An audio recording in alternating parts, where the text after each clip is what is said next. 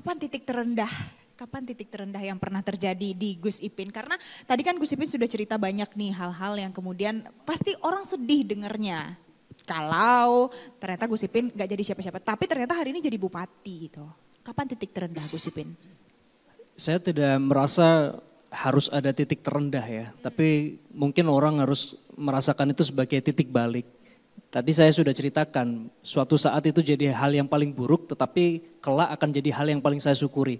Karena kalau enggak seperti itu, mungkin yang gandengan sama Mas Emil bapak saya mungkin, bukan saya. Yang maju di Trenggalek bisa jadi bapak saya kalau bapak saya enggak meninggal dunia gitu. Jadi enggak akan mengantarkan saya sampai ketemu dengan teman-teman sekalian di sini. Tapi tadi nyambung sama yang disampaikan Mas Maman, ini singkat aja.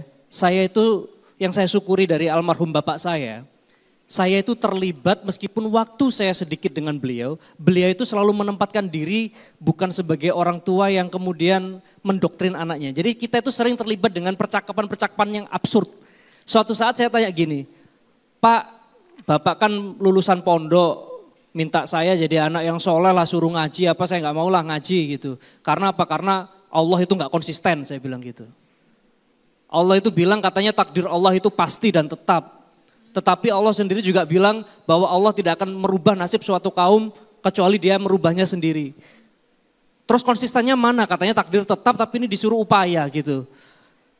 Jadi bapak saya sambil nyetir gitu kita berdua memanfaatkan waktu itu mungkin saya waktu itu SMA lagi berontak-berontaknya, lagi nggak mau sholat tuh. Ya itu saya bilang karena Allah itu nggak konsisten saya bilang gitu. Terus bapak saya cuman begini, lu takdir Allah itu tetap. Kamu tahu kalau benda hukum gravitasi kamu tahu, kalau benda dari atas itu pasti hukum gravitasi takdirnya kemana jatuhnya? Ke bawah. Tapi kenapa kamu lihat itu ada pesawat terbang?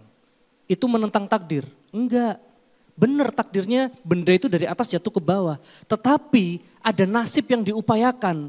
Apa itu nasib yang diupayakan? Dia menemukan aerodinamika. Dia menemukan teknik-teknik yang lain. Sehingga memungkinkan di dalam gravitasi kita masih tetap punya elevasi untuk bisa terbang. Nah itulah hidup yang harus kamu perjuangkan. Jadi itu yang kemudian saya selalu punya prinsip sejak saat itu, oh berarti nggak ada takdir yang jelek dari Allah.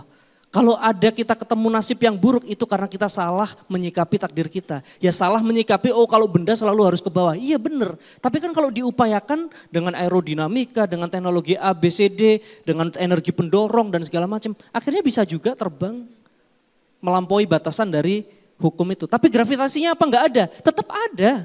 Takdir Allahnya tetap berlaku di situ. Tetapi kamu bertemu dengan nasib yang lebih baik dibanding dengan kalau kamu merespon takdirnya dengan cara yang salah. Makanya dari sejak saat itu saya sekarang lihat mau ada masalah, mau nggak ada masalah bagi saya ya sama aja gitu. Itu bagian dari sekarang seni sedalam apa kamu merespon dan saya malah sekarang bertanya nanti kira-kira aku akan terdampar lagi di mana ya, di cerita yang kayak apa itu malah serunya menjalani kehidupan sekarang seperti itu. Jadi be grateful. Gak usah banding-bandingin sama yang lain-lain. Jadi cerita kita tadi itu ya diambil ya gitu aja lah gitu.